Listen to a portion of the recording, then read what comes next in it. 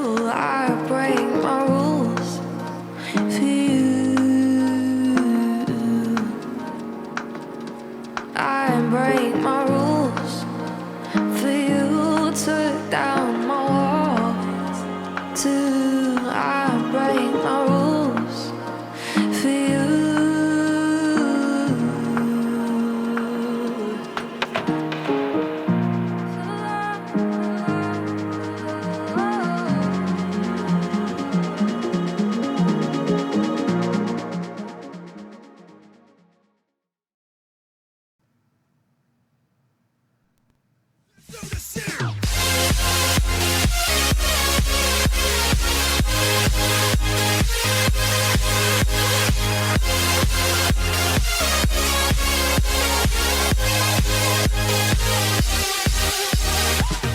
What is up, Level Up Nation, and welcome to the Thursday, October 21st edition of LvLUp Live, your home for gaming and esports news, brought to you by OTN Media. My name is Fiasco, you can call me Jon, and I am joined, as always, of the king of the weekend, but he's also the king of the courtside king, Joey. What's up, buddy? I'll tell you what, Jon, I've been messing around with my camera settings, and now I kind of have this vignette thing going on. It's cute. I'm still not quite there. Still can't quite get my lights to work right. Yours looks amazing.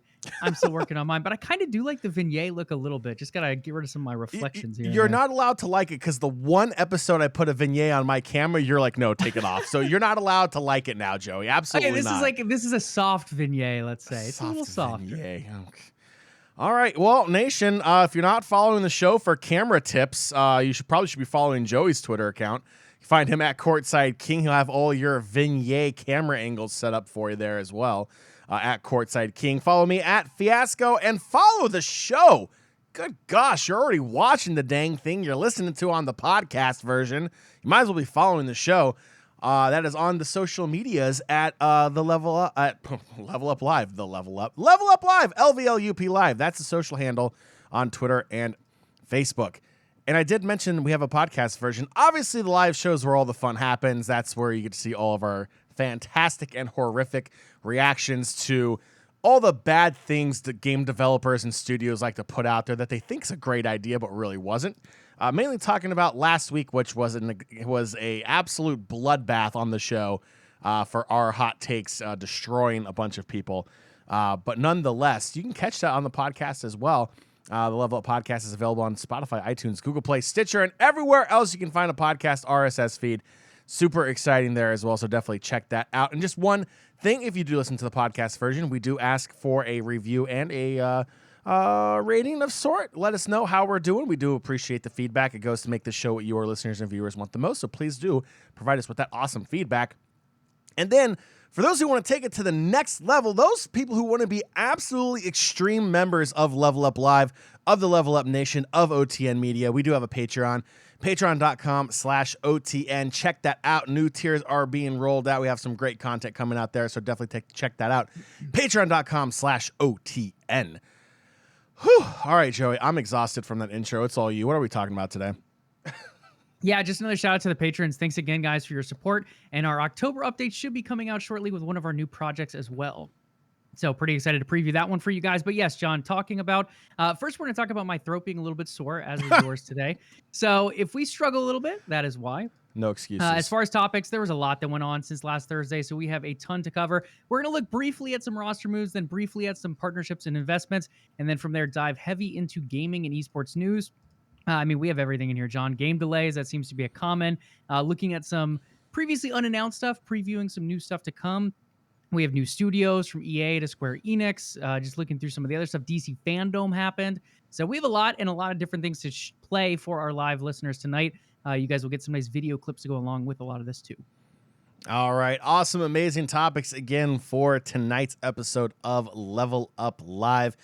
Joey, before we even touch about our drink of choice, we have to give shout outs to people who have been here for such a long time, supporting us in everything we do. Once again, it is Squircel coming in 34 months subbing here on the OTN Media Twitch page as well, and also a Patreon supporter as well. A big thank you, as always, to our good friend Squircel for everything you do for your support. And again, hope you still enjoy all the shenanigans here on LvLUp Live after 34 months. Hopefully you do if you keep coming back. That's pretty awesome. Absolutely, yes, Squirkle, you're amazing. Everyone in chat tonight, thanks again for joining us. And John, we have a lot to cover tonight, so I think we should get ready to dive in. But I think there's one more segment that comes before that. It's the drink of choice, Joey, and I'm going the Joey route. I'm not feeling hot. I'm not feeling the greatest. Definitely under the weather. T-Spans, I was talking with him in OTN chat last night. Totally dipped out super early because I was not feeling so hot. I'm sticking with water, Joey. Sticking with water. I'm not going much more exciting. I am drinking out of an Overwatch League mug here, though. A little Justice Overwatch League. I'm drinking some mint tea because, again, the throat, not quite feeling it. So there's actually no alcohol in this tea either for now, but maybe one day. And T-Spans is calling you out for the mug. It's kind of funny. I don't know why. I mean, it's not like the mug is over here dropping the off tank in the team sets or anything like that. Anywho, Joey, we have our topics. We have your mug making decisions on Overwatch 2. Let's get right into gaming and esports news. Let's go. Yep, just going to run through a couple of these first. Valorant, we have G2 adding Gozen to their Valorant squad. Honestly, John, I don't know too much about him unless you have anything else to add on that front. The only thing I know from G2 today is they released a wearable choker on their website in their team shop, which is quite ironic, and we're going to leave it there. I love it. I think it's hilarious. Their league team supposed to be this amazing league team this year. They added Reckless. It's supposed to be so good and be a big Worlds contender. Didn't even make it to Worlds. I think the choker fits, and even their Valorant squad has choked a few times in a few of these tournaments. So I like the play. It's such a G2 thing to do, and I think it works well. Start up your engines, Misfits fans, because you have a new Rocket League team as well. Mitten, Arju, and Cash will be representing Misfits over in the Rocket League scene. John, this is one we've seen go back and forth. Rocket League with teams like Cloud9 and G2 Esports and Fnatic and a lot of these big orgs. Then eventually a lot of them dropped out of the Rocket League scene. A lot of it was the revenue just wasn't quite there. The scheduling, not allowing fans to really invest in their teams as much. There wasn't esports in the cosmetic store at the time. Now we're starting to see a change in that a little bit. We have cosmetics now in Rocket League. There's more content being created on a regular basis for the esports scene. It still feels like there's work to be done, but more orgs starting to buy back in once again. Yeah, it's great for Rocket League with some of those classic orgs having dipped out for now. It's great to see more new organizations make their way back or their first venture into Rocket League. It's really exciting.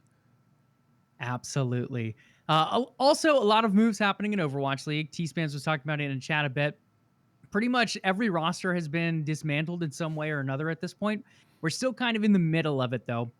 A lot of those contracts currently ending this month, a lot ending next month. So we're still tracking a lot of it on our end. We do have some moves for even our own Washington Justice here in DC, but I think we're going to wait to report on those for now.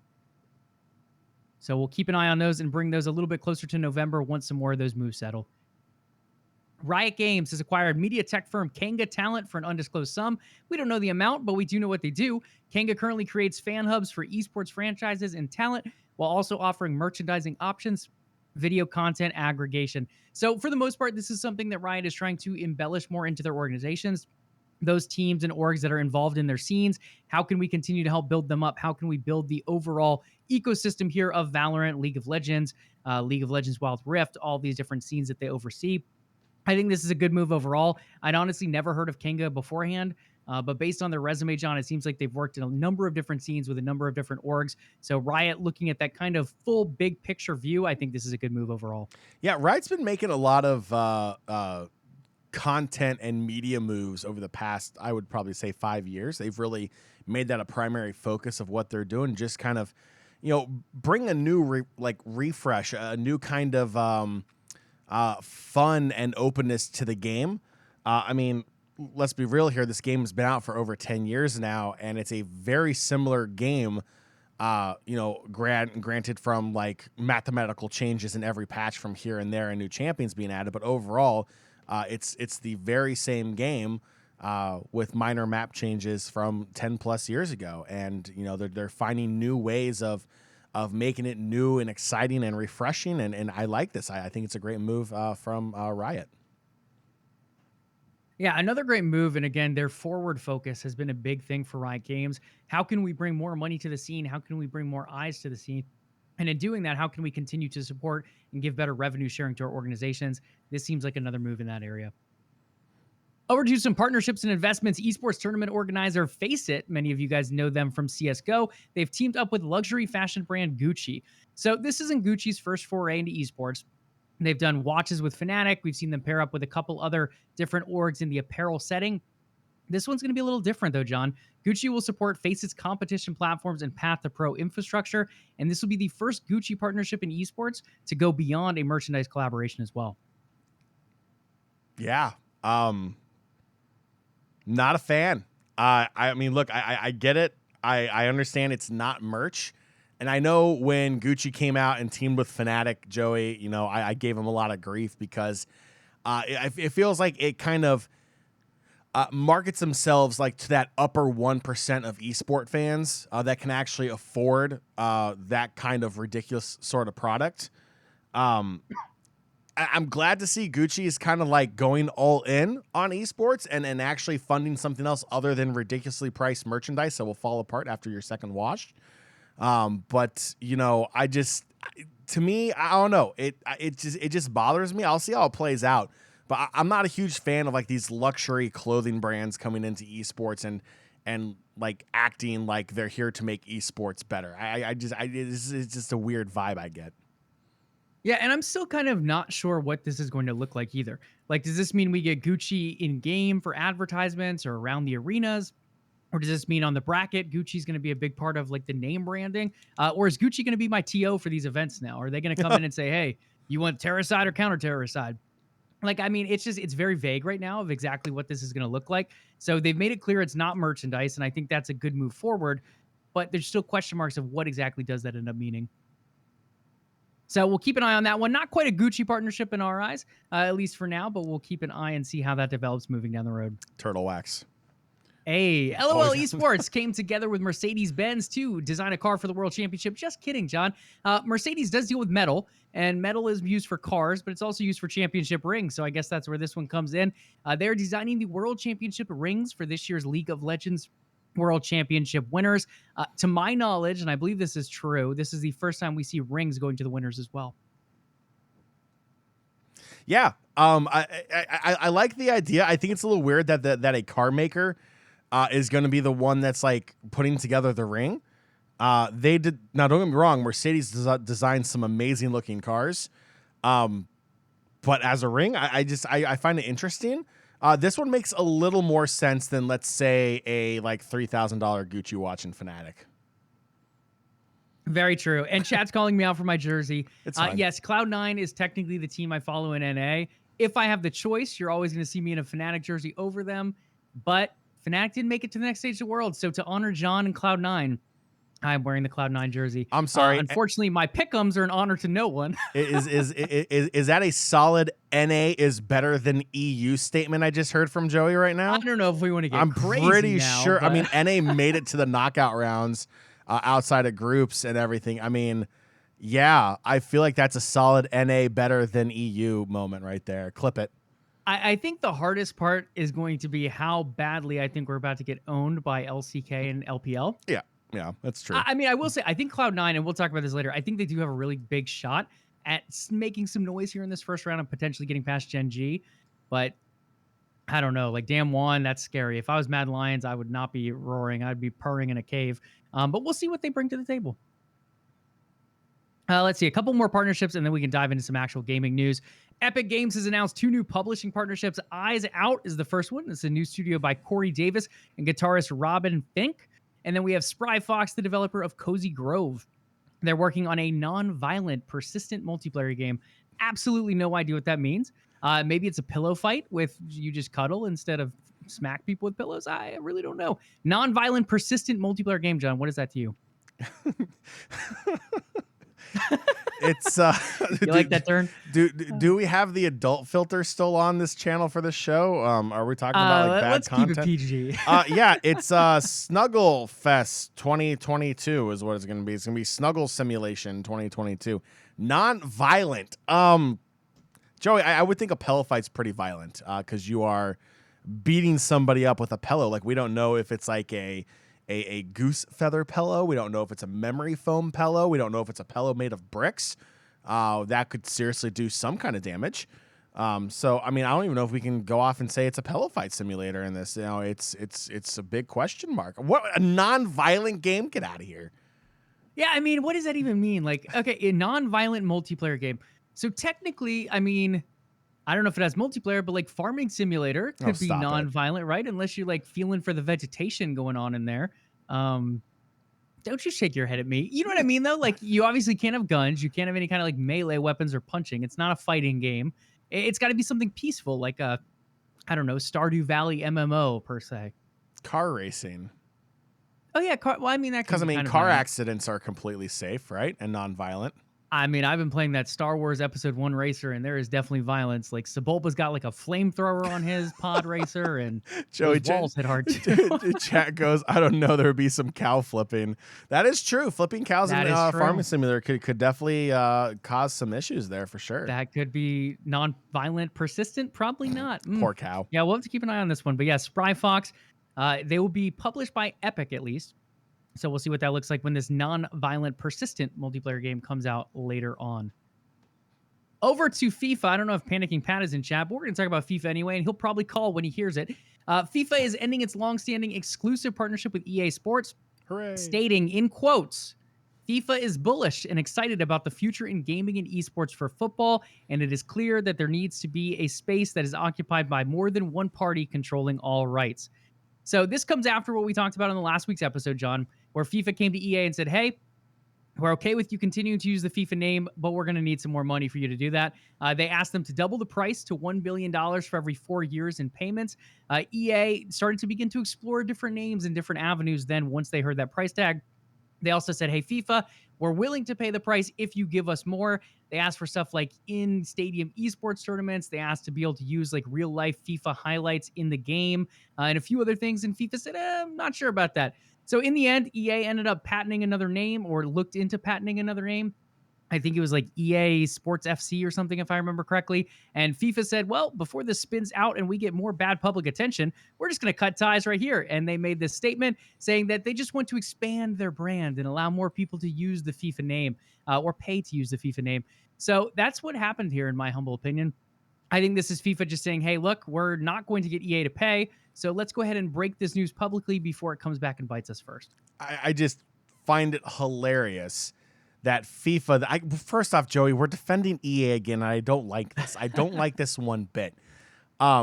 It's ironic that FIFA, the multi-billion-dollar governing body of the world of football / soccer, is going to sit here and try to save face because EA and FIFA got into a heated argument about licensing deals for a video game. Where I'm going to go there again, Joey, when FIFA is busy being bribed, is busy having scandals year in and year out, awarding the World Cup, the world's biggest sporting event every 4 years, to the country that pays the most. That turns a blind eye to slave labor, that turns a blind eye to safety regulations. There have been hundreds, if not thousands, of people who have died building the stadiums for the Qatar World Cup that's coming up. A lot of those people who have died building those stadiums were brought into the country to build. They are forced laborers. They're not being paid. And if they are being paid, they're not being paid a fair wage. FIFA knows it. FIFA doesn't care because at the end of the day, FIFA makes money like crazy off the World Cup.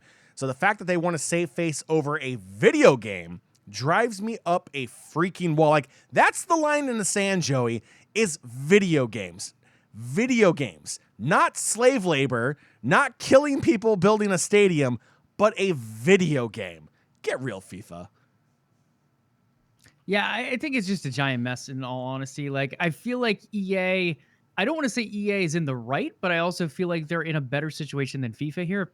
Again, $1 billion every 4 years is a lot of money. Now, FIFA as a video game is the most successful sports game out there. It does extremely well. Sales, I feel like it wins every single year. When you look at sports games based on player count, FIFA is huge.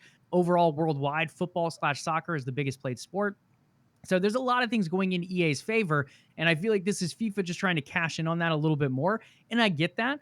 But the ask that EA made when they said, okay, we might be worth paying this price, I just don't feel like they asked for that much. Like highlights from FIFA, I feel like that's a win for FIFA overall. Like, sure, you're giving your video content to others, but maybe that encourages more people to come watch some of the stuff. Or the in-arena esports tournaments. Like, is that really that big of a deal? I feel like that promotes the game with your name on it. It promotes the stadium uses outside of game nights. It connects your sport to the younger ages in different areas where it might not be connected as well. And that's probably not a big issue over in Europe, but like in the US, at least, that could be a thing. In Canada. So I feel like there are countries that would have benefited from that. And I don't really feel it as a negative anywhere. So I don't know. I feel like, as you said, John, it feels weird saying EA was in the right. But I do think out of the two, EA came up with a better approach here. But also, it's like, take a look at all the sport organizations around the world that have that relationship with EA Sports, that have a marketing presence with EA Sports, that have, players react to their FIFA ratings, and EA sends them out their player card at the beginning of the season. And there's like this huge, massive content push from the clubs of players reacting to what three people in EA's basement came up with ratings, whether they're good or not good. But regardless, that was great content. Like, just players playing FIFA on stream, with their friends, and fans can tune in to watch, whether it was on Twitch or YouTube or any other streaming platform. It's a game that was integrated into a lot of professional soccer players. Now they've played this game their entire life, and now FIFA is going to back out of it because, God forbid they make a concession here or there, or God forbid they give EA a little more content or ability to promote the team or the game that has their freaking brand on it. Who wants that? Who wants more publicity for your name out there? It's stupid. The whole thing is absolutely stupid. I think $1 billion every 4 years is a ridiculous price tag. I give credit to EA for counter offering, saying, hey, look, we'd be willing to pay this if we got a little bit more than what you're currently giving us. And the fact that FIFA balked at that just goes to show you that corporations are an absolute joke and completely money driven. And it's a shame, because it's going to affect the fans at the most. Yeah, and Squirkle in chat brings up a good point. I don't know the answer. I don't know if you do. He says, was any of the naming rights money going to go to the players or the teams? I don't know the answer, but I would assume no. Knowing FIFA, I don't think it would have. I don't believe it does, but I think if there's official licensing, like, for example, I know FC Bayern has their official video game is PES or eFootball or whatever they're calling it this year. And that is a paid partnership that FC Bayern does get money from. I would imagine that if a league isn't officially licensed, league in the game, then the league would probably get money and have that dispersed. I would imagine that's how it works. Does it work that way? Probably not, because at the end of the day, it's FIFA. And every nickel and FIFA is like the Spirit Airlines of airlines. They are going to nickel and dime you for every little thing possible. You want to play multiplayer? Yeah, that's going to be another $35. Oh, you want to do it for a full year? Oh, buy our gaming pass for $99.99. They don't actually do that, but I wouldn't put it past them that they popped into their head. But nonetheless, yeah, I would imagine that there would be some kind of funds going there. But again, it wouldn't surprise me if it was FIFA taking everything. Yeah, I think there's probably something with naming rights, but as far as the FIFA right itself, like the FIFA name, I don't know if any of that ends up going back. But I love this we'll have to poll. keep an eye on that and how it continues to develop, because EA eventually is going to have to come up with a new name, whether that's esports or EA Sports FC or whatever they end up coming with in the end. I think it will be interesting to keep an eye on that. Anything else you want to say about this with EA, FIFA? I mean, the other thing that I just want to quickly mention is, and maybe this is just me, but I feel like FIFA the game is a bigger, well-known name, at least in this side of the world over in North America, than I would say FIFA the organization is. Yeah, I would think you're right. Yeah. We're having fun in chat. Stuff going really well it's over great. here in chat. Everyone understands. Everyone understands here in North America, Spirit Airlines, and they understand that example. It's great. I love it. I've had some decent luck with them here and there, but I haven't flown them very much. I mainly flew them in college because they were just super cheap. So no. Yeah, It happens. But speaking of cheap, this one not as much because it's expensive. You got to pay devs a little bit extra when a delay comes through. The release of Shredders. I know many of you guys are waiting for that new snowboarding title. It is getting bumped just a little bit over to February 2022, where it feels like every single game that has been delayed this year is heading to. February 2022 has everything, John. We have Shredders. We have Horizon. We have Dying Light is heading over there. There's like, I think it's like 10 titles or something at this point, a lot of them being AAAs that will be releasing in February 2022. So if you want to also grab your snowboard, guys, you'll be having the opportunity to do that in February as well. Over to some Xbox acquisition news. Don't get your hopes up. This is not something super big, and it's mainly been stated before, but just to state it again, Phil Spencer recently appeared as a guest on the Wall Street Journal's Tech Live event this week, and he stated the following in terms of Xbox Game Studio acquisitions. In quotes, "We're definitely not done. There's no quota, no timeline where I have to go acquire studios by a certain time. But if we find a studio where we have a good fit, absolutely." So that's the quote coming out from Phil Spencer for that. John, again, not more new information here. We knew Xbox was still shopping. Sony's doing the same, as is Tencent, whoever else is involved in that market space. But this is just, once again, reassuring that they are looking, they are forming relationships, and they're looking at making some more big or small acquisitions here in the future. I mean, sure, they've already acquired everyone else. Why not? Why not keep acquiring all the small people too? But have they, though? Like, Microsoft has made some big acquisitions, but like Tencent is like putting them to shame. I mean, Tencent is also like backed by the Chinese government. So like, let's be real here. They have a ton of money. They're using our own country's money to buy up our own country through video games is how they're doing it. It's pretty epic. Oh my gosh, you're extra over there. The other thing here, so just a little bit more of a piece on this. So one thing to keep in mind, and we've seen it with Sony, we've seen it with Microsoft before as well. A lot of the studios they go for are places where there are current relationships in development. So I would keep an eye on Avalanche because they are working on that Contraband game together as a third party. Crystal Dynamics, who's now partnered up with the Initiative on Perfect Dark. IO Interactive is another one that's currently independent. They used to be, I want to say, with Square Enix. Now they're independent, and they're working on a couple different games. Publicly announced, you have the James Bond game, you have the Hitman series, and then they're also working on Project Dragon with Xbox. That's a 10-year deal. And then Asobo works on Microsoft Flight Simulator. They also put a lot of their games day one on Game Pass, like A Plague Tale and A Plague Tale Requiem when it comes out next year. And they've worked on a number of other family-friendly games as well, an area that Xbox is looking to fill into. So I'd keep an eye on all those as potential Xbox acquisitions down the road. Okay, a little bit more Xbox news, then we're diving into some new studios. Xbox Series X mini fridges have went up, John. Xbox and chill is the time now. Pre-orders went up on Tuesday, and they sold out in 37 seconds. If you're looking to acquire one, they are not available for sale on Target anymore, but you can slide on over to eBay and pay double the price for one because there are a lot of different offers up there at that price, around $400 or so, $350 to $400. A lot of them up there, and I will not be paying that price for them. But have no fear, there will also be on shelves in Target come December, as well as a number of different orders on shelves and online coming next year. Yeah, Joey's not going to be paying for them because he used a bot and got 10 before they sold out in 37 seconds, and he's the one reselling all of them. I honestly didn't even know at the time this thing went live, John. I forgot. Otherwise, I probably would have tried to snag one. Did you get one by chance? Oh no, not even close. I blinked and they were gone. Yeah, 37 seconds is pretty darn quick. Unfortunately, the bot issue being a big thing, but at least they tried to plan ahead. They put a limited stock online, so the majority of the stock will be in store in person. So if someone wants to go in, buy 100 in person, they can do that. I just don't think Target is going to be the place to say, hey, go ahead and do that here at our store. But who knows? As long as they're being sold, I guess they really don't care too much. So we'll keep an eye on that one. But for now, they are down, already sold out in 37 seconds. Last bit of Xbox news here. Xbox Game Pass now has over 100 touch-enabled games, just worth touching on. At this time last year, they only supported one game with touch controls. At the time, it was Minecraft Dungeons. Now you can play just about anything. I've been playing, I played some Dragon Quest on touch controls, some Minecraft Dungeons on touch controls. I've played, gosh, I can't think of the name of that game. The Nintendo...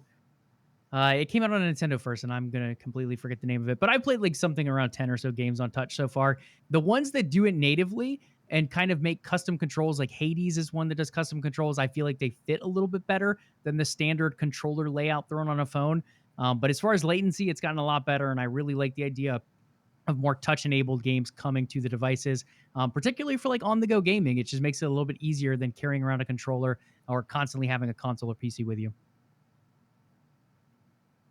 Okay, sir, let's slide into some new studios. Back to EA. They're opening up a new studio in the one and only rainy Seattle, headlined by Marcus Leto, the former Bungie veteran and co-founder, co-creator of Halo. The studio will focus on developing first-person games. I have no idea what they're working on outside of it being a first-person game, but it is a new studio, and again, former Bungie veteran, Bungie known for Halo, Bungie known for Destiny, co-creator of Halo, legendary franchise. Back when he was there, it was that big launch title for the original Xbox. So he's had some rocky games since Halo, but I feel like this is one to at least keep an eye on in that genre. Square Enix has announced Square Enix London Mobile, John's favorite type of studio. It's going to be a new game studio focused on developing high-quality free-to-play mobile games. Currently working on 2 projects. We have Tomb Raider in the works, as well as Avatar: The Last Airbender. There could be a couple more coming down the road as the studio becomes more established. But for now, it is 2 mobile games in the works. Knowing John, maybe they'll throw in one that's like a zombie battle royale as well to really give him that trifecta of mobile experiences. No, absolutely. That's a great way for me to smash my phone on the ground. But thank you, Joey. I appreciate that. I figured we hit the nice trifecta for you. Gross. Last but not least, in the new studio realm, we have Tencent's Timmy Studio Group. They've established a new studio, F1, not to be confused with Formula One, the racing, but it will focus on development of AAA open world games that scale across multiple platforms and reach a global audience. It's going to utilize something a little bit different than what we see in game development today. They're calling it a co-dev model. So they're going to have staff in China, the US, Canada, Singapore, and a couple other countries where they're going to focus on developing this game together as kind of like a global studio with different locations globally. And we've seen this a little bit. Like we have Arcane, for example, under Bethesda. They have a studio in Lyon, France, and they have a studio in Austin, Texas.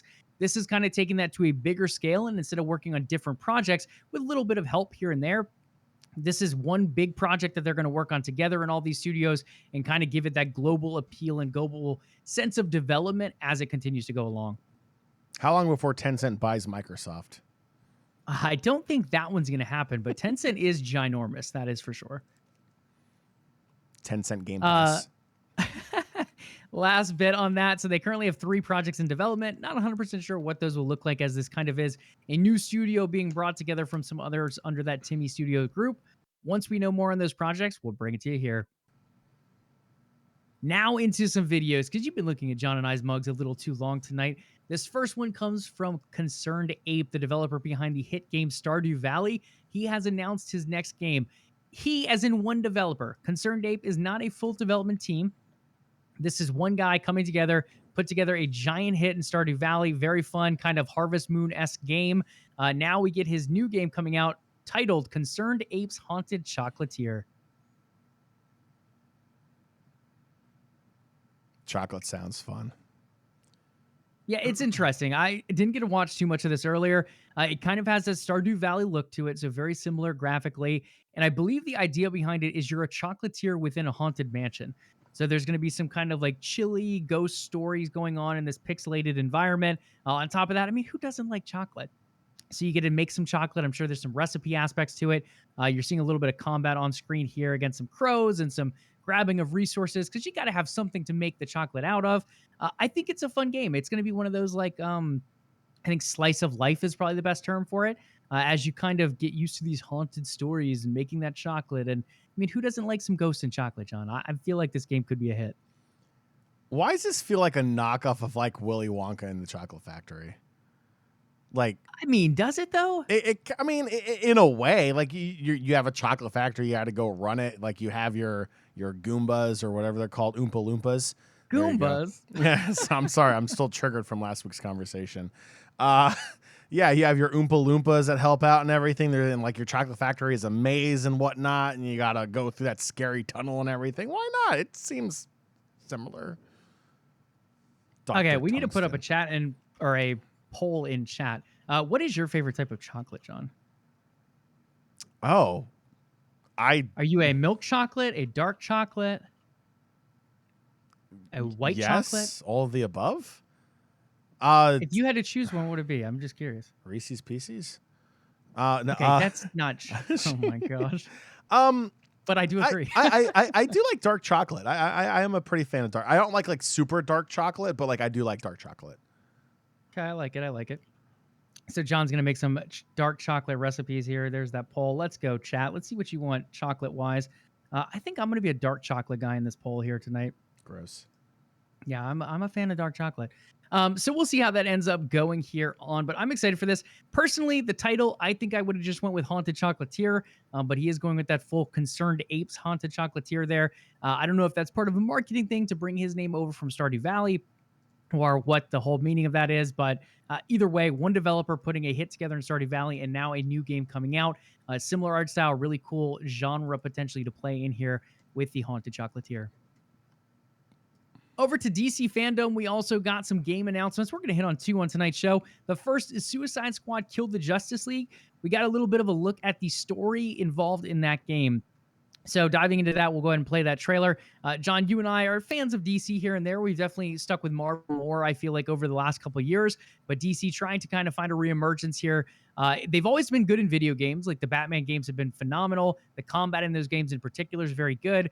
I'm a big fan of hunting things. Like you guys know me with the achievements on Xbox. I think the Riddler trophies in those games are kind of fun collectibles. So I'm curious to see what they bring here in Suicide Squad Kill the Justice League. Character-wise, I feel like the roster is phenomenal. And I feel like, at least from what we saw, the story could be intriguing as well. Yeah. So, Joey, I have to ask a serious question here. Just one moment, please. There was a character back at the beginning of this trailer I'm gonna have to rewind to that looks just like, all right, tell me this is not the same actress that they used in Jedi Fallen Order. I think that could be. Like, it honestly looks like it's the same actress that they used to like motion capture for I'm blanking on the Jedi's name in Fallen Order. I know exactly who you're talking about, though. Yes. Yeah. I mean, I was like, who knew she was in the Justice League too? I mean, or Kill the Justice League. That's pretty sweet. But yeah, just that one thing goes. But yeah, this looks great. I love how they used different characters from different versions of the DC universe. Like, I believe it's the Joker here. The kid version of the Joker is from the TV show Gotham.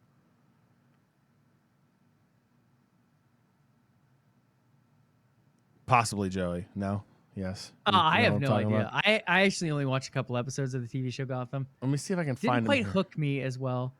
Now, because here's the other thing. The same actor that did that was actually also Cal Kestis.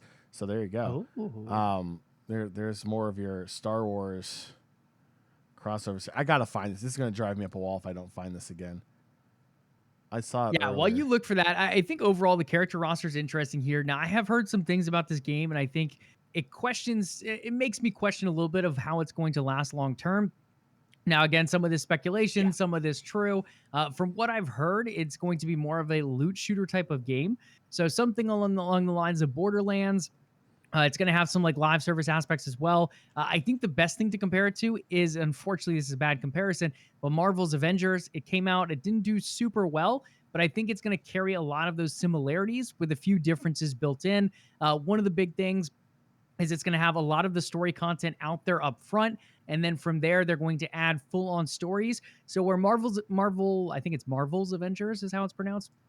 They ended up taking kind of the route of adding new characters. How can we add Black Panther in and all these different characters? And that's kind of the big live service content approach that they've taken. I think with Suicide Squad, they're going to add stuff like that, but it's going to be more focused on the story itself. So how can we continue to expand the story? While we do have this loot shooter aspect where you're going to continue to evolve and upgrade and different things like that, you're also getting these new stories to kind of carry on that main story. And I think that's going to be the difference here in the live service approach. But again, in a day and age where it feels like everything's either looking at a battle royale or a live service approach, this, at least to my knowledge, will be another game kind of going down that alley. This is driving me up a wall. Still no luck? No, I'm looking up. Okay. So it's Cameron. I'm gonna mess up his last name. That's fine. I do it all the time. Monaghan. He is, and this is modeled after him. And he also was Cal Kestis in Jedi Fallen Order. So as this, more crossovers there. I love it. I love it. I believe he's also in Shameless, the TV series as well that just wrapped up their final season, as a main character in that as well. But he's making his rounds around Hollywood and the video game industry. He's doing quite well, picking up some of these awesome gigs. You love to see it. We're going to keep on moving on, though, because we still have quite a bit to cover. DC Fandome's next game was Gotham Knights. We got our first look at the Court of Owls. It's been rumored for a while that they are kind of going to be the villain group or so involved in this game, and we did finally get our first look at a little bit of what to expect here in Gotham Knights. Now, just a reminder, this is kind of a time after Batman has passed away. He's no longer here in this game, so it's a different group that you're going to be taking care of. I believe it's like Red Hood is involved. I cannot think of Robin's name after Robin. Why can I not think of that? Nighthawk? Nightwing, I think is what it is. So a couple different characters coming in here. You'll get a look at them here in this trailer. But overall, I'm excited for this. Again, it's a darker approach to it, and it's different than just Batman. Like, nothing against Batman Arkham Asylum and Batman Arkham City. I think they were phenomenal games, but it becomes kind of like Assassin's Creed where it gets a little bit not as exciting, I guess, after time and time again. And I know we have huge Batman fans out there like Panicking Pat. I think something like this will be respected just as much, though. You have characters kind of showing a different side, like Robin to Nightwing. You get some new villains or older villains in a different approach here. And I think overall, the Court of Owls is just a very intriguing storyline. So I'm actually pretty pumped for this game. The name is what gets me. The Court of Owls. I just want to be like, who? Oh, yeah. oh. And I do like the fact that like Robin kind of takes more of like a like front role in this whole thing since Batman's gone as well. I feel like Robin has been a character in the DC universe that hasn't really been, I don't want to say respected because I feel like that's the wrong word, but like maybe just underutilized. I feel like in comparison to some other, heroes out there. And I get it, he's a sidekick, but still at the same time, just the idea of Robin and what role he plays in that universe, just I don't know. To me, I think it's great that Robin's kind of getting thrust to the front here a little bit. Yeah, I like it. And I haven't looked too much. I know I leaked some stuff last year, but I don't remember if it ever came out if this is a co-op game or not. It does have those 4 characters, so I'm not sure if that is an aspect being built into this game, but we'll have to keep an eye out. I don't know if they mentioned that in the panel at all. John and I were working an event, so unfortunately we weren't able to watch it live. We had to catch VODs of these. But we will do some more research into that and try to bring some more details for Gotham Knights to you guys. It does look good, though. I'll give you that. It looks really, really good. It looks phenomenal. Squirkle mentioned it in chat, though. Like, the last game that came out of them was a little bit shaky, so this will hopefully be that game where they get their footing back on the ground and can get things back together here for the franchise. Next up is Splinter Cell. John dropping from the ceiling, silent and deadly, green goggles on. According to VGC, a new Splinter Cell game is in pre-production. This was reported by Tom Henderson, and it is nearly a decade since we got the last mainline Splinter Cell game. I do want to believe this, and I think it probably is true. Tom has had a shaky record here and there on a couple things, but I do feel like 10 years, Splinter Cell needs to have a new game. Players have been asking for this for at least 5-6 years at the very least. And Ubisoft just says, hey, we hear you. Have another Battle Royale. We hear you. Have the Division 2. We hear you. I don't know, Defiant, whatever that game is supposed to be. Finally, it sounds like it is not falling on deaf ears this time. Ubisoft has cleared it out. They grabbed one of those big old Q-tips and swabbed that sucker out, and they heard us. They heard our pleas. There's a new Splinter Cell game in the works. Okay, so up next, we need a new Siphon Filter game. So we're Siphon Filter, okay. Yeah, we've got our Splinter Cell. Now we need a new Siphon Filter game. Were you ever a big Splinter Cell fan?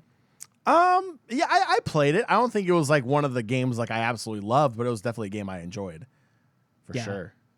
Yeah, I definitely like some of them a lot. I really liked Conviction. It was kind of like a grittier game. I think that was like the Xbox 360 PS3 generation, if I remember correctly. But yeah, that one was interesting. It threw like objectives up on the wall. There was kind of that you can go with that stealth gritty approach, or you can kind of go a little bit more guns a-blazing for a Splinter Cell title.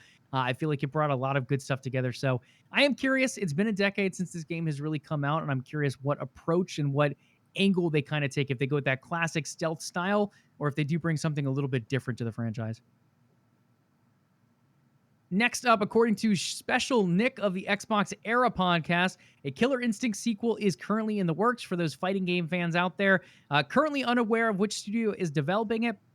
He goes on to mention that he thinks Enway, the people who recently worked on the Power Rangers game, as well as Dimps, the people who worked on Street Fighter 4, could potentially be good fits in his mind. Again, that being more speculation. He knows the game is in the works. He doesn't know who is working on it. I think previously Iron Galaxy was one of the studios that worked on Killer Instinct as well. So they could be another one to keep in mind here too. Overall, I was never a big fan of Killer Instinct. I know it has a cult following, as do a lot of these like fighting game titles. A lot of people still wishing there was a new one. The first one, it was popular, but it wasn't like ultra popular. It sounds like this one will be coming back with a similar Killer Instinct edge, a little bit closer to the arcade version of the game. And on top of that, there is going to be a little bit of a twist. If another leaker is to be believed, this leaker, I believe, was like from 4chan, so very big grain of salt here. The game is being developed in Unreal Engine 5 and will have a bigger emphasis on Xbox characters in the game. I think this could work.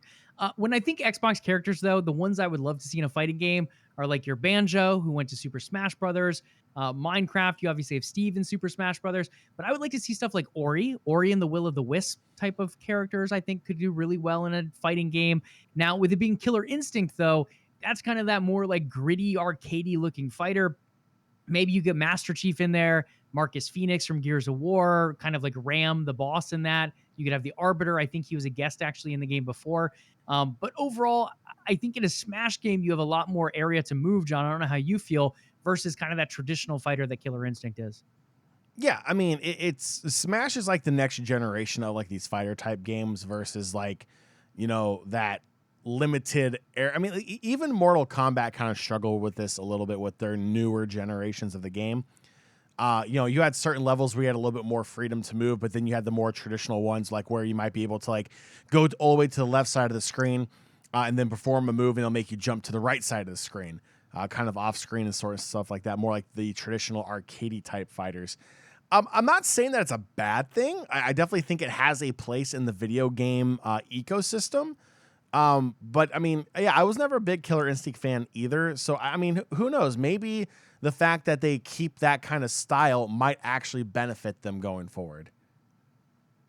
So unless I'm wrong, I think Twitch just sent the wrong notification for the Thursday Night Football game this week. Oh, nice. Are my Broncos see, guys, losing we're already? not the only ones. No, they sent that it's the Bucks versus the Eagles tonight. Oh, it probably should be because Broncos versus Browns is not exciting at all. See, guys, we're not the only ones that forget our go live notifications. It is Twitch. Ours are there. But we, not only us, but some of our other streamers have forgotten to change things. So it looks like LvLUp's going live on a Tuesday or something here and there every once in a while. But yeah, everyone makes mistakes. So does Twitch. So here we are. I'm excited, John. Are there any other characters you would like to see in a fighting game, whether it be a Super Smash style game or whether it be a Killer Instinct style game using the Xbox IP? No. Give me some out there characters. I look, as someone who's new to the Xbox ecosystem, I can't tell you what is Xbox and what's not Xbox, other than other than Master Chief. Cortana, there we go. I want the artificial AI as a playable character. How about that? I mean, the Wii Fit trainer was a playable character. I in hate Smash, that so much. You never know. Cortana could make the switch. I hate that so much. Cortana would probably be an OP character. Not even gonna lie, I could see that being very strong. So we'll keep an eye on that. If you guys have any thoughts on characters, let us know. You can find us on Twitter at LvLUp Live. And as we told you guys over a year ago, it is now official. Another title is coming from the PlayStation to the PC. This one being God of War, the big man himself, Kratos, the flagship of PlayStation, making the way over. God of War 2018 is coming to PC, set to drop January 14th, 2022. And my gosh, Joey, you go on social media, the apocalypse has happened, according to some PlayStation fanboys out there. Look, you know what, Joey? I'm maybe I was living my life with horse blinders on while I was on the PlayStation side of life, because like I didn't really pay attention to just how freaking ridiculous people in that community can be. But the fact that there are literally people saying that they're going to chuck their PlayStation 5 out the window, that they have no desire to buy a PlayStation 5 now. They want to get rid of all their PlayStation. They're done with Sony because a 3-year-old game is coming to PC. Yes, Joe, I'm going to repeat that one more time. A 3-year-old game is coming to PC. Not a brand new released game. Not, something that was, time released for 6 months or a year later. A game that has already been out for 3+ years is coming to PC. And the Sony fanboys out there are absolutely losing their ever-loving minds. It is absolutely ridiculous. I mean, I just don't get it in general. Like, even if we say this game is 1 year old, like, what's the big issue? Like, you've played the game. That's why you're getting this console. You're going to enjoy the game. You're going to play it. Why do you care if someone plays it on PC or PlayStation? That's my biggest issue. Like, I don't understand why we need to gatekeep these things. God of War 2018, huge franchise, does very well for PlayStation. Now, it is a system seller, and you can argue, yes, people have bought PlayStations for that game. But I think you can also argue, like, look, it's going to go to PC, and it's going to expand its audience. Someone who has not played it on PlayStation, but who's only been a PC player their whole life, maybe they jump into God of War and they're like, yo, this is fantastic. When's the next one coming out? And then they see Ragnarok is coming out. Maybe from there, they even buy a PS5 to play Ragnarok. Or maybe they wait and they're ready to make that purchase day one when it eventually comes to PC. I just don't see that many negatives here. Like, the one negative, if there is any, is that guy who maybe just bought a PS5 after waiting for a year. And he's like, yes. Well, no, even then, because this game's 3 years old. Let's say it's a brand new game. It's Ratchet & Clank in June. He just got his PS5, and he's like, yes, this is the only place I can play it. And they say, Ratchet & Clank Rift Apart is available on PC tomorrow. I would probably be pissed. I just spent all this money. I already had an operable PC, and now I have this console just to play this game that's now also available somewhere else. This is not the case with God of War. As you mentioned, it's 3 years old. I think even if it's like 3 months after the console release, it's perfectly fine. Allow more people to play the game, share the IP. Let's not gatekeep. This is not an issue. I love, there's just the last on the absolute crap posting from this community. I think my overall favorite one was the guy that had a thread about how this is going to absolutely destroy God of War because PC gamers like to mod games, and it's going to absolutely destroy the game for everyone else. And I didn't have the heart to respond to let him know that if one person mods the game, that mod is on their computer, or you have to download the mods willingly on your PC copy of the game to experience said mods.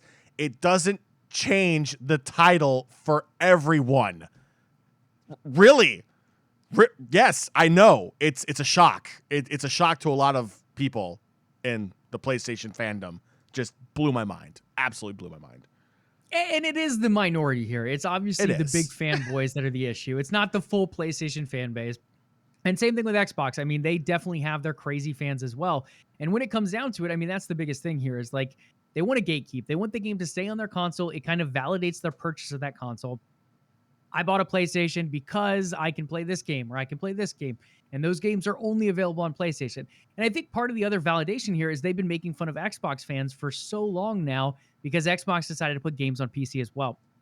And it's still a huge difference. Xbox is going day and date, PC and Xbox console releases all the exact same time. Sony, the closest we've seen is like 2 or 3 years so far. They might get closer at some point. I don't know if you ever see day one with Sony. I think they'll probably keep at least a 3, 6, 9, maybe even 12-month buffer there. But I do think we see the PC releases come closer and closer. But I do still think there will be some kind of window for console exclusivity. So I think people can rest easy, at least for a little while. At the same point, it's a non-issue, guys. It's more money for your franchise. If you're arguing for a plastic box, whether it be PlayStation or Xbox, it's more money for the hands of Sony or Xbox as well, or Sony or Microsoft. So it's just, this drives me crazy. It's just insane to me that we are even in this situation talking about this. It's not just any plastic box, Joey. One of them has a mini fridge. Thank you. It's just crazy to me. Absolutely crazy. But hey, if you're a PC fan that wants to play God of War, it's coming to PC in January 14th, 2022. And if you're a PlayStation fan that no longer wants your console, I think there's probably a lot of people looking to buy it. As long as you don't throw it out the window first, that is definitely an option out there. And definitely, PC gamers, check it out. It's a great game. Yeah, for sure. God of War, big one. There's going to be more coming. Last of Us will come eventually too. So a lot of those big storied Sony franchises, Ghost of Tsushima should make its way over at some point as well. Keep an eye out for them. I think they're going to release them seasonally at this point. Record-setting, the September launch of Tales of Arise, the JRPG, set an all-time record for the series in the United States, the highest revenue ever generated by a Tales game at launch, as well as the fourth best-selling game of the month overall. Big reason to mention this, John. I think JRPGs are becoming more and more popular over here in the West. We saw Yakuza pop off when it went over to Game Pass. Dragon Quest has had more and more Western players. Persona does very well over on PlayStation. This one in particular, Tales of Rise, doing very well so far. So there's just a lot of games, and I think there's a taste for that more and more. Nier Automata is another big one. Nier Replicant, that released, I believe, in April of this year. So when you look at these games overall, I think the biggest story here is not only that Tales of Rise did extremely well for its franchise, but that JRPGs in general are doing better in the West, and I think that's a big win for gamers. Monster Hunter World also doing extremely well, built over there from Capcom. It's now shipped over 20 million units globally. Not exactly a JRPG, but in that similar style by Japanese developers. One to keep an eye out for as well. Over to some live content updates as we continue to move through today's show. Apex Legends announced Escape. This is going to be their new expansion. We're going to go ahead and play a video here of the new legend. Ash is previously oversaw the game's lore-wise, so if you're a lore junkie, she's kind of the person overseeing everything, overseeing the stuff happening here in Kings Canyon. Now jumping into the games herself is Ash, this kind of AI. You get a look here on screen for those live with us here on Twitch. On top of that, they're adding the Car SMG as a new weapon. We have a new battle pass, new ranked season, and a few other things that they haven't told us as of yet, but I think it's going to be a little bit, whether it's the map changing or a few mechanics around the map changing, I think there will be something to look forward to there in this new patch of Escape as well. I like that AI that wears a hood. Good taste, robot. It looks good, though. I feel like the character is good. I feel like Ash is an overused name overall in different games out there. I feel like there's an Ash in just about every kind of MOBA and game that uses a big roster. There's one in Overwatch, too. So a little bit of a different spelling here. She does go with the Ash Ketchum spelling from Pokemon, but it is a nice addition here. I think bringing any kind of AI character adds a different layer to some of these games as well.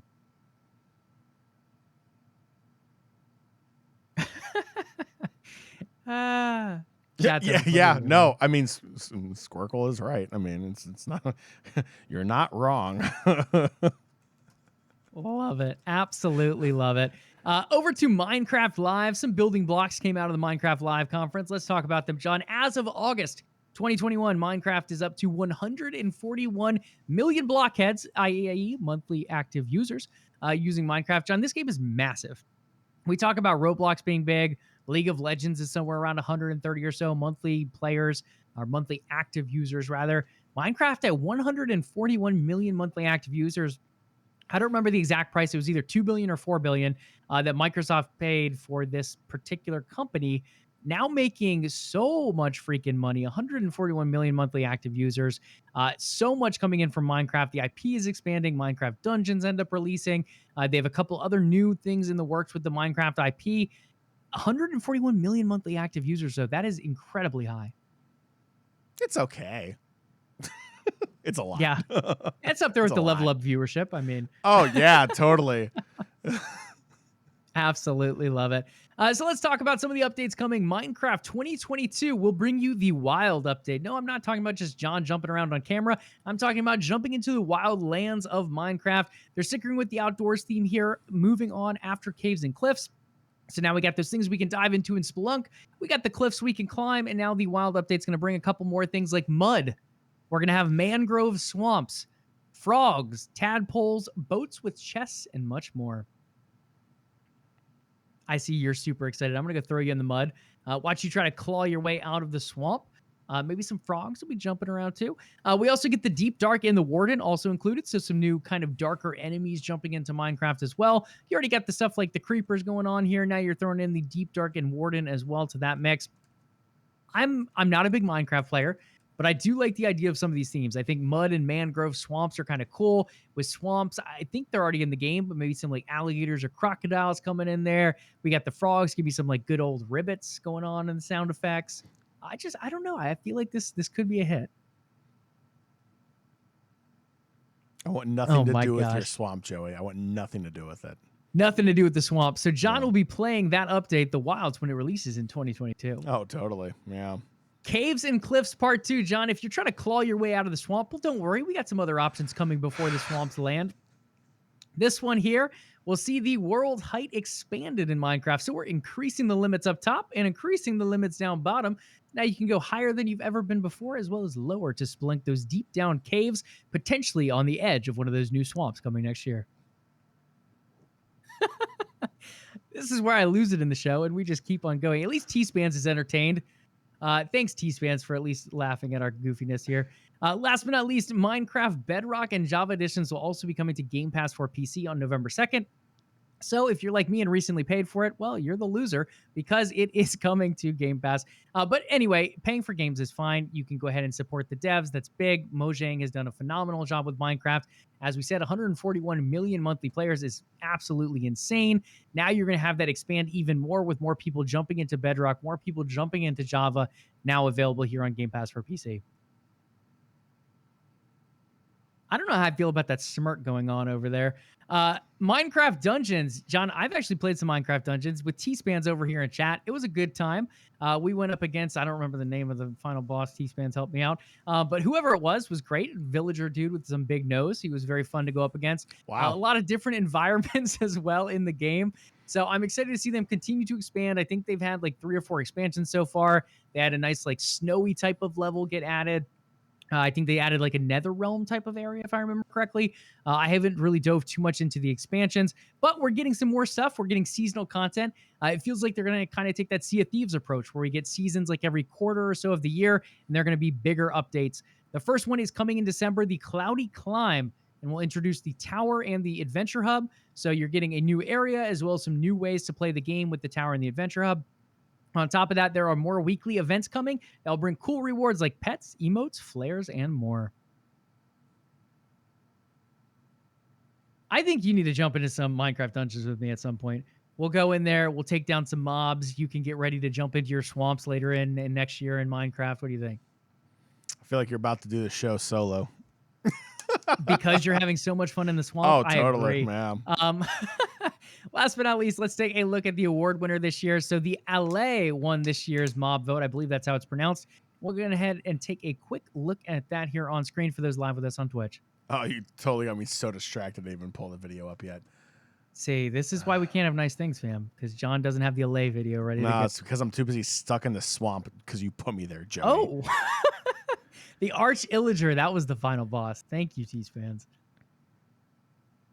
Oh, here, take my last cookie. You deserve it. I'm just mocking the closed captions here on the bottom because we can't actually listen to it because that is what you call a copyright strike. And we're not going to do that. Yeah, I don't know if this one's DMCA or not, but we're not going to take our chances just to be safe.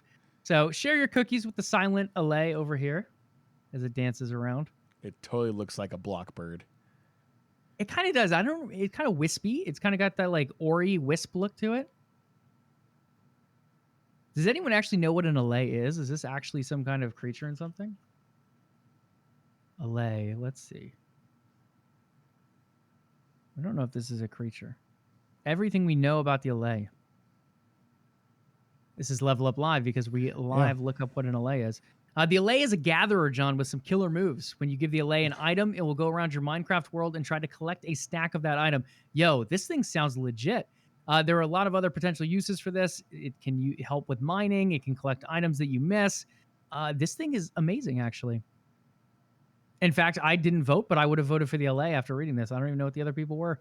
But it's something that gathers things I think is phenomenal. I'm always one of those people in games that if I have the extra experience points, I'll put a little trigger in here for things to just pop up closer to me where I don't have to necessarily touch everything to collect it. If it'll just say, hey, go LA, go grab that thing, like a claw machine, drop it over here in my inventory. I'm all about that. Okay, let's slide over to League of Legends, ladies and gentlemen. As always, League is hitting us with a spicy preseason. We're not going to dive into everything yet because there are too many pages of notes for John and I to go through as our good old bronze level players. We're a little bit higher than that, but you get the gist. So just to introduce you to a couple new things coming, and that is the new Chemtech Drake and the Hextech Drakes. John, I did put a link here. I don't know if we can pull up the image or not, but we can go ahead and talk a little bit about what these Drakes bring to the table. The Chemtech Drake is going to be poisonous looking. It's got that green glow to it. The standard buff it's going to bring grants bonus damage against enemies with more current health than you, up to a 5% increase in damage per stack. I'm all about that. Let's smack down those heavy, healthy enemies. Some of those tanks, they just did us wrong last season. Let's bring them back down here with the standard buff of the Chemtech Drake. Then the Dragon Soul comes into the mix. If you're lucky enough to get a Chemtech Soul, the team will obtain it and get a buff that grants them a brief second life after they die. Just reading this tilts me. I'm not sure what that means. Like, we come back to life. Do we get a full health bar? Do we get a little bit of a health bar? Is it like Scion, where we kind of become like undying for a little bit of time? I'm not sure how I feel about that part yet. I kind of need to see it in action. And last but not least is the terrain, John, and then I'll get your thoughts here on the Chemtech Drake. When the terrain transforms, the Chemtech Drake adds some gas zones that emerge in all 4 areas of the jungle. Gas zones camouflage any champion within the zone. Camouflaged enemies are not revealed by regular vision wards, but are revealed by control wards. Again, if you're not already buying control wards, guys, go buy them, please.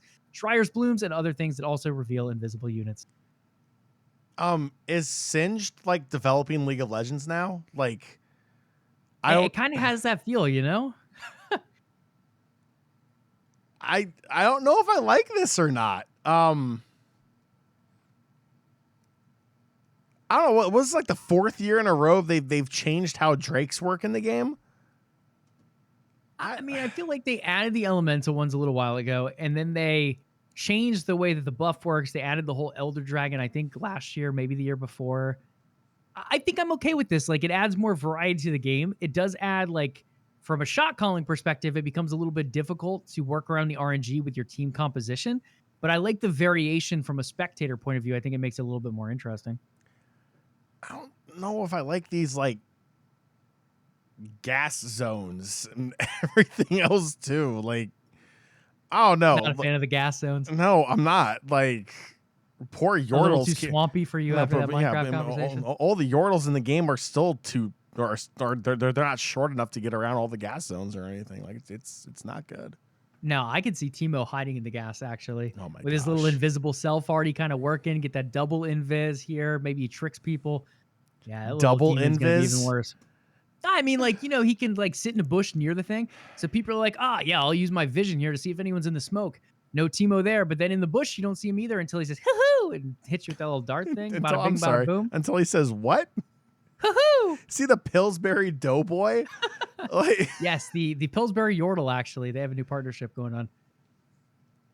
Toxic Cookies. I like it. All right. Toxic Cookies. Next up is the Hextech Drake. The standard buff for this guy is going to grant attack speed and ability haste to the team that delivers the killing blow. We're talking 5 ability haste and 5% attack speed per stack. I am a huge fan of this Drake if my team has it. If not, I will probably go ahead and back to the fountain to cry a little bit. The Dragon Soul, if you're lucky enough to obtain that, will gain the unique ability that adds a chain lightning slow to their basic attacks and abilities. I'm thinking like Static Shiv is kind of what we're looking at here. Maybe a bit of a Kennen kind of look to it, but Static to Shiv effect for the most part, with a moderate cooldown on that. The terrain, because John doesn't like gas zones, well, he can get something a little different here. The terrain transforms. It gives us pairs of Hextech gates, which appear across the map, which allow champions to quickly travel from one location to the paired counterpart. Hex gates are activated with a brief channel that can be interrupted by stuns or damage before rapidly transporting the player across the map. This one makes me nervous. I feel like this is very anxiousness coming around with this one. Like, you have the Rise ult that can transport you. You have ults as well, like they could do single transportation, like Galio ult and Twisted Fate ult. So there's a number of different location-based ults in the game. Tom Kench is another one that I think might use a little bit of viability with this if this Drake comes into the game, because then you do have this transforming terrain and the, I don't know, like, I guess Tom Kench's ult can be used defensively, or maybe that can even bump it up a little bit more in relation with this gate. You can kind of get some kind of like pinch thing going.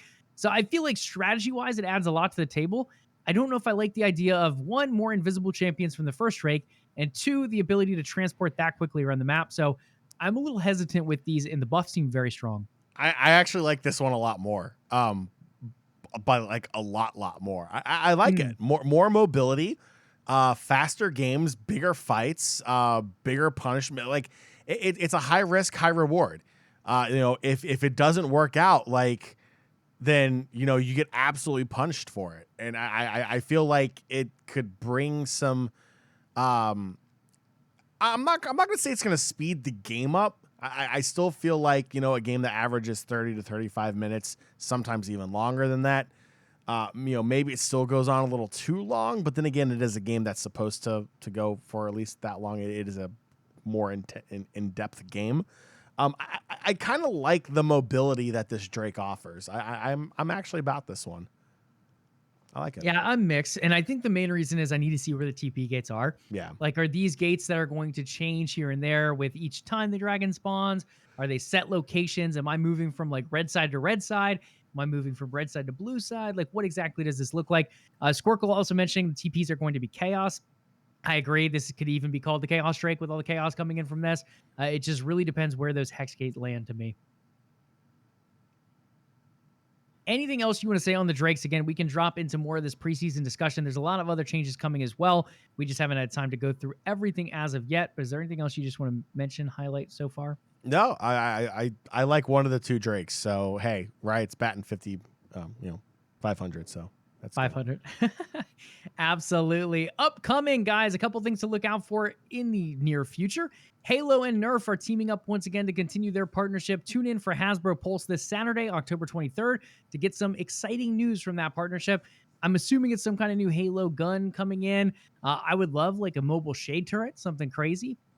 But who knows what we get. It could be some of the new guns. Now that 343 has shown us a couple more of the new guns in the works, maybe we now get the Nerf components of those guns that have been unveiled. Who knows? But if you're interested, again, October 23rd, that is the Hasbro Pulse show that will be revealing that. Doom Eternal players, there's more content coming your way. Doom Eternal is adding a Horde mode, and it drops next week. 10/26 is when that mode comes. It'll be a new challenging mode. They're adding some new difficulties onto Doom Eternal as well. I believe this is update 666 for them. So really diving into that during the Halloween spirit. Doom being kind of that crazy type of game that it is, adding a new mode that's going to add even more craziness to the spray. Horde mode, again, we've seen Horde mode in other games. Gears of War has a good Horde mode. This, to me, is very different. This is going to be hordes of demons coming at you, similar to what you have in the campaign, but even taken up another notch. Sounds like a normal Tuesday. Absolutely. Animal Crossing's New Horizons Happy Home Paradise. That is a mouthful. That expansion is coming November 5th. A lot of good stuff with that.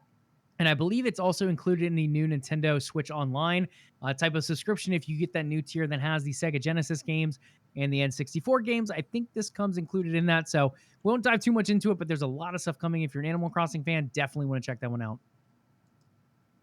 Sticking with upcoming events, Xbox Anniversary. There is now an anniversary event officially announced. We've had some teases here and there of the possibility of it, now official. The Xbox Anniversary event is set for, I believe it's a Monday, November 15th. It's going to look back and celebrate the history of Xbox and Halo over the past 20 years. They have said there will be no new games announced or revealed at the event. With that being said, no new games. I think you're going to see some other stuff. I personally think you see the Halo campaign debuted at this particular event. Or I guess really re-debuted after the July showing a couple years ago. I think you're going to have some other potential announcements, maybe acquisitions, not 100% sure on that front. But I think you could see some things, maybe like Hellblade 2 could show up here. If it's not at the Game Awards, I think you'll see a couple other things as well. So not going to touch on too much of that because it is still a few weeks away. But if you guys want to mark your calendars, November 15th will be that event. And then also upcoming farther down the line, but worth mentioning because of a new drop today, the Uncharted movie is dropping in February 2022. And we did get a launch trailer today, John. We can show a little bit of that on screen. So far, some people are excited, but the majority of people not super happy with the trailer. A lot of people thinking they missed the cue here with the casting. So look, here's my thing. And Tom Holland's getting a lot of the hate here. But see, here's my thing. People who only know Tom Holland from his role as Spider-Man haven't watched any of his other roles that he has played where he plays, more of a serious, more dramatic character, more of a, kind of out there character. One that I like to point out quite a bit is the role of Cherry, which is a character he portrays in the Apple TV movie called Cherry, where he is essentially a high schooler who joins the army, goes to the Middle East, comes back with PTSD, and essentially has to cope with life. And very super serious role that he played in there, did a fantastic job in it. And a lot of people who watched it were kind of blown away by his ability to play more of a serious role. I think people, when they look at this, the problem is maybe they're not familiar with Tom Holland and his portfolio of movies and shows that he's actually done other than Spider-Man. And I get that. Like, if you're not familiar with his roles in some of these other movies, and you might think he's just like some kind of goofy superhero in Marvel, and he may not be the best person to portray this legendary character that we know from the video game series. I would say give it a chance. I think the trailer looked good. I thought it was decent. He does all of his own stunts, so I think that's very impressive as well. I'm willing to give it a shot, and I think a lot of people should probably ease up here a little bit. Yeah, I'm kind of a little bit of a mix here. I'm definitely in the give it a shot camp. I came in with this being like one of my most hyped video game movies to come out. Very disappointed overall with the trailer because I think I overhyped it up myself. I was expecting a lot more. And again, I don't think it's just Tom Holland. A lot of people are calling it kind of like a double miscast. Mark Wahlberg, I believe, is the other one, if I remember correctly.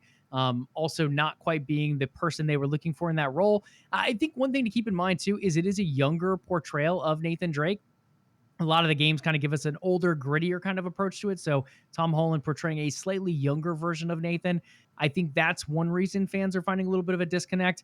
Overall, I feel like I don't want to say it lacks seriousness, but it did feel a little bit more goofy than I was expecting from the trailer.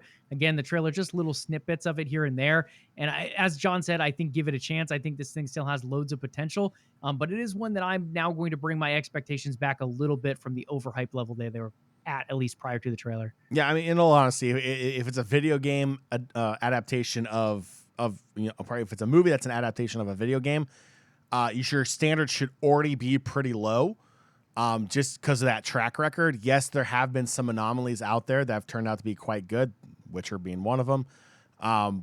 It's just one of the things where it's like until Hollywood can actually translate games to the big screen, to a TV series effectively, my expectation is always going to be stupid low. Yeah, and I think that's probably, I think I got a little ahead of the game because the casting was so good, like as far as the names, at least themselves. You also have Sony behind it. They're the one who developed the IP for the video game system as well as for the movie. So it felt like it could be a match made in heaven, but we'll have to wait and see once it eventually hits theaters in February. Yeah, it's like being crazy enough to announce Chris Pratt as Mario or something stupid like that. Yeah, that'll be an interesting one to see how that plays out as well. Speaking of playing out, though, John, let's keep moving on to a couple esports updates before we wrap up today's show. Super Smash Con, the Ultimate Championship, did happen this past weekend. We ended up with Light taking first place in that one. Phenomenal run, came through the lower bracket. We were talking to Josh on our other show, Game on DC, Josh Hafkin of the Game Gym, talking about how Light pretty much went to a best of 5 in every single one of his series, going to Game 5, finding that victory, then eventually making it to the grand finals and hitting the bracket reset, taking it back, running the reset, and completely winning in the end in that best of 5. So Light is the champion, Spargo taking second, and Meister taking third. Anything else you want to say on Super Smash Con? Again, unfortunately, we were not able to watch a lot of this because we had events going on that weekend. But overall, I feel like that's one of those cons that does very well in this area, in the Northern Virginia, DC, Maryland type of area. Smash being a game that Nintendo is not always supported to the best of their ability, not even close. But we're seeing more and more competitors jump into the scene. And I feel like overall, at least in this area, it has continued to grow rapidly. Yeah, it's great. It's great to see LANs coming back. It's been forever, obviously, with the pandemic. It's great to see LANs coming back. It's great to see people going back out to LANs and supporting their local gaming communities in person as well. Just obviously be safe, wear a mask, do whatever the con tells you need to do to stay safe with you and your friends and the other people around there. But yeah, we're slowly getting back to whatever this new normal is going to be, and I'm pretty excited for it. Absolutely. So we'll keep an eye on that for some other cons coming later down the road, because SmashCon will also be coming at some point as well next year. But for now, we're going to jump into the biggest prize pool in esports every single year, and that is Dota 2's the International 10, or the International 21 this year. It dropped off with a little bit of a main event happening between October 12th and the 17th, and now we have our current bracket with a new champion being crowned. Overall, in the end, the upper bracket went to Team Secret and PSG LGD, where PSG took the win 2-0. dropping Team Secret down to the lower bracket where they came up against Team Spirit, who took the win 2-1. That set us up for a grand final of PSG, LGD from the upper bracket, and Team Spirit from that lower bracket in the grand final. In the end, it went all 5 games. It went to the best of 5, but one team had more spirit than the other, and that was Team Spirit, John. They came out with the win, 3-2. Big Dota win and a huge amount of money going to Team Spirit. Yeah, I'm kind of shocked that there wasn't like a bracket reset or anything like this in here as well, coming up from the lower bracket for Team Spirit. But regardless, I thought it was pretty good. Going the distance, it's always fun where it goes all 5 games. You get your money's worth, and it's really, really exciting coming down to that last game. Absolutely. And we might have a chance at going to the last game once again here in a very near future. Over to League of Legends Worlds. We do have our bracket. Groups have been done. Cloud9 ran the miracle run, similar to what we saw a couple years ago from Fnatic. Cloud9 now the second team to do it, to my knowledge. Both those teams making miracle runs in and of themselves. Fnatic falling short this year, but Cloud9 bringing the hopes for the West alongside Mad Lions to the knockout rounds of the bracket. In our first matchup, we have Royal Never Give Up and EDG, both teams coming from the LPL in China. Both teams, I would say, had a little bit of a shaky sense here in the group stage. I believe RNG came out on top of their group, EDG in second. In the end, they showed some really strong games and a little bit of weaker games here and there. RNG dropping a game to Fnatic. EDG, I believe, dropping 2 to Telecom or SK Telecom, or what are they nowadays? T1, I think? Yeah, T1. So in the end, I feel like they both have shown vulnerabilities. But these are also 2 teams who have a lot of story between each other, 2 organizations that have played each other for years. Yeah, it's going to be a great matchup. I think it's one of the more spicier matchups that we have here. And I feel like any team could come out of this. I think this might be one of the harder ones to predict. Yeah, this is the hardest matchup to predict in my mind. And out of curiosity, who are you predicting in this one? I would have to pull my pick'ems up. I'm pretty sure I took Edward Gaming. Yeah, I've been back and forth. I had Edward Gaming, then I switched to RNG, then I switched back to EDG, and I'll probably switch a few more times before the end of the night. But yeah, this is going to be the hardest one to predict for me, so I'm honestly not sure which way I'm flipping that coin yet. Next up is Gen G and Cloud9, one of the hopes of the West and the last hope alive for North America, up against one of the stronger teams in the LCK. 4 LCK teams making it to the knockout rounds. Gen G being arguably the weakest of those teams and the weakest number 1 seed overall, versus Cloud9, who a lot of people are saying is the weakest number 2 seed as well. Well, those people are wrong. Obviously, I didn't pay attention to that amazing second day and all other fun stuff for Cloud9. Joey, I'm actually taking Cloud9. I think they were gifted a very favorable matchup. They've played Gen G before. They've beaten Gen G before. I feel like if we see the Cloud9 from day 2 of their group stage matches, I feel like this is a Cloud9 team that could possibly pull the upset here against Gen G. Yeah, I'm taking Cloud9 as well. I think Cloud9 got a really draw here. I think Gen G is very beatable. Had Fnatic been in their group, had Rogue been in their group, I think both of those teams would have taken down Gen G. 100 Thieves, I think, could probably give Gen G a good run as well. They're talented. They have some good players. BDD, one of the best mids in the world. But overall, I feel like if Cloud9 shows up, like you said, their day 2 stage form, I think Gen G is very beatable for them. Over to T1 and HLE, that's Hanawa Life Esports. T1 and HLE also in the LCK together. They've played together quite a bit. In the end, T1 has Faker on it. T1 is kind of that legendary team. They've gone through some big roster overhauls since their glory days of having like Benji in the jungle and Faker kind of being that all-star in mid, which he's still very talented, but he's definitely fallen a little bit. In the end, I don't think he's fallen enough to get a loss here. I think T1 comes out of this one pretty cleanly, in my opinion. Yeah, I agree. I think it's going to be T1, Hanawa Life. Also, the other play-in stage member with Cloud9 to make it this far, so that's pretty cool as well. Absolutely. The matchup to watch in this one, in my opinion, is going to be that mid lane. Really cool mid lane matchup between Faker and Chovy, 2 extremely talented mid laners. Also, the bot lane should be a good play here. You have legendary player Deft over on HLE, as well as a lot of talent on that T1 roster overall, so keep an eye out on that one. Last but not least on today's show, we have DK. We have Damwon Gaming Damwon Kia rather now as they're called, up against the Mad Lions of the LEC. Mad Lions, a lot of people expecting to take their group pretty dominantly in Group D this year. They didn't look so hot. They ended up in second in that group behind Gen G. DK, on the other hand, absolutely demolishing their group in Group A, looking phenomenal. The returning champions. I'm going to pretty cleanly take DK in this one. I know a lot of Europeans are taking Mad Lions. I think that's probably a little bit more heart than a head play. I think Mad is talented. I think they bring a lot of spice to the table, and they can be very quick paced. But up against Damwon, I just don't see them taking the win. Yeah. Joe, I don't know if you saw the medical report that came out there. The Mad Lions found out they're not actually mad. They just had rabies. So they have been treated. They're no longer the Mad Lions. They're the gentle kittens now. And Damwon is going to absolutely destroy them. I don't see this happening. I don't think it's going to play out well for him at all. Yeah, I mean, I could see Mad maybe getting a game, but I just don't see them taking 3 games off Damwon. Don't see it happening. Showmaker's phenomenal. That whole roster's phenomenal. So we'll have to keep an eye out for that one. Again, the next stage, I believe, kicks off tomorrow. So if you want to get your picks in, if you're in the OTN Pick'em group, make sure those are submitted prior to tomorrow morning when those matches kick off. I think that does it, buddy. We went about an hour and a half. We covered a lot of gaming news, some good esports stuff here and there as well. My voice lasted through it, as did yours. And I think we're probably good to wrap up on that and go ahead and tease a little bit of stuff to come. Yeah, it's like T-Span's is like spamming uptime or something in chat because he wants us to sign off or something. Crazy how that works. Well, Nation, T-Spans gets his wish because that will do it for this edition of LvLUp Live. But before you go, head on over to patreon.com/OTN and consider becoming a part of the Overtime Network. In return, you'll get access to exclusive content that nobody else in the world can get unless they are part of OTN Media.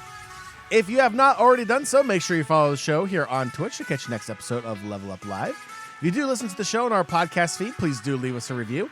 The LvLUp Podcast is available on Spotify, Stitcher, iTunes, and Google Play, and pretty much everywhere else you can find an RSS feed for podcasts. We would love to hear from you. We love to hear from our community so much. There's multiple ways you can do it. Joey, what are some of those ways? Absolutely. LvLUp Nation, head on over to Twitter and find us at LvLUp Live, LvLUp Live. In addition to that, you can follow the umbrella company OTN Media on Twitter and Facebook at OTN Media and on Instagram at OTN_media. Last but not least, if you like this show, if you want to give us some support, come on over to Twitch. We stream live Thursdays at 8 p.m. Eastern Time, twitch.tv/OTN Media. We also like those juicy Prime subs as well. Speaking of those juicy Prime subs, T-Span's dropping his Prime sub on us as well for his 5-month sub anniversary. Big shout out to T-Spans. Thank you for the support as always.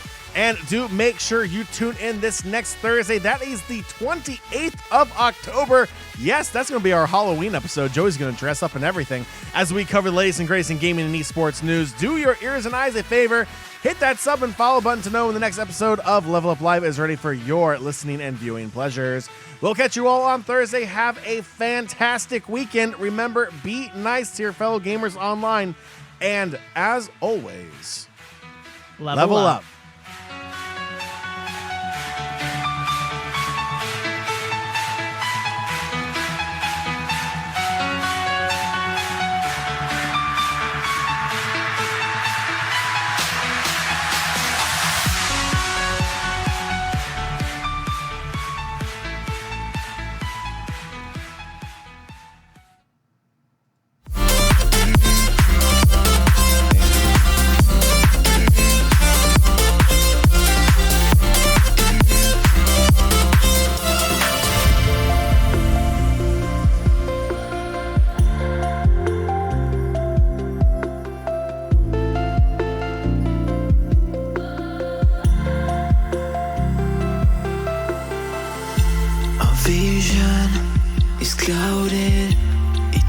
We've been aging faster.